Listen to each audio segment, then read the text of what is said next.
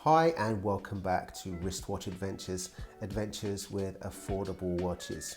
So it's the end of a long work day for me, hence the attire. And today I'm going to be speaking to you about my everyday work watch. A watch from a fantastic brand with a long history who have several references at the affordable end of the Swiss watch market. Of course, I must be speaking about Tissot. So today we're going to be taking a look at the Tissot PR100 Titanium quartz model here. I'm going to be giving you 5 reasons why, for me, this is a good, not great watch, but perhaps inexplicably, and isn't this always the way, I still love it, even though there are some things that go beyond niggles actually, and are perhaps not great. So aspect number 1, the movement. So the movement is an accurate quartz movement. It's an ETA 955.112 movement. Quoted accuracy plus or minus 0.5 seconds per day. So, very accurate and reliable.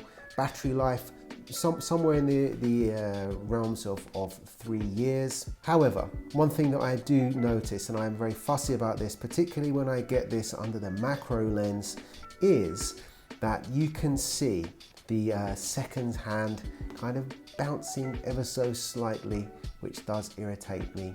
It hits the markers on the track reasonably well all the way around, but I have noticed that this isn't always completely consistent, and I would hope for more from a Tissot, I have to say. Number 2 thing is the dial.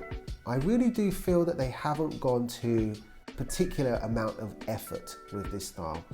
The sunburst blue it is lovely, and you can see there's real attention to detail around the edges in the beveling around the date window at 6 o'clock, which I really like, but the markers themselves are about as plain could be.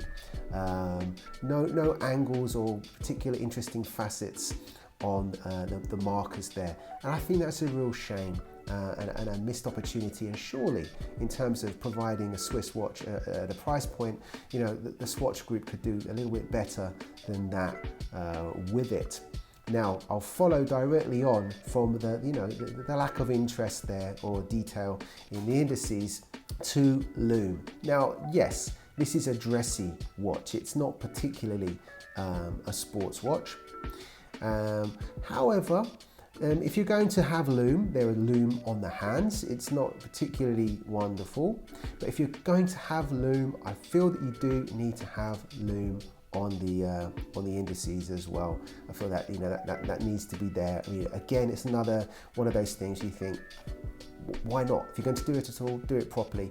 I hate having lume on just hands personally. If you look at it in the night, or you wake up and you've got it on and you look at it, it doesn't, at least at first glance, you have to really look to determine what the time is. So not a great fan of that, it has to be said. The 4th reason why this is merely a good rather than great watch for me is the press-on case back. Now, the quoted water resistance is 100 meters, which is obviously great for a watch of this nature, a dressy kind of watch that you wouldn't ordinarily, see as a tall watch, or one that you're going to be, swimming with or something like that particularly. So 100 meters water resistance is good.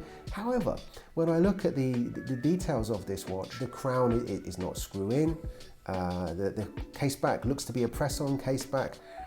I'm quite surprised by that, and I wonder if you did have the case back of that to change the battery, how quickly that would be compromised, and if it is indeed 100 meters water resistant at all. Now, the 5th thing, I think, is the thing that, if I'm honest, does really drive me mad, and that is some aspects of the bracelet. It is a solid titanium bracelet. I really do like the shiny and matte finish on this. You know, it's a touch of class there. But what I'm not a great fan of is the clasp. You know, it really is thin. It looks to be pressed and, you know, not of a great quality there. There are solid end links, that's great, but the clasp, not great, okay? And the buckle, again, you know, a real lack of finishing or detail on there. So not a great fan of that. It's also a trifle jangly. There's a bit of jangle that, you know, makes it seem cheap rather than affordable, which is a little bit disappointing to see. So those are the 5 things. However, I still really love this watch. I really love it. It's so light, being titanium, of course.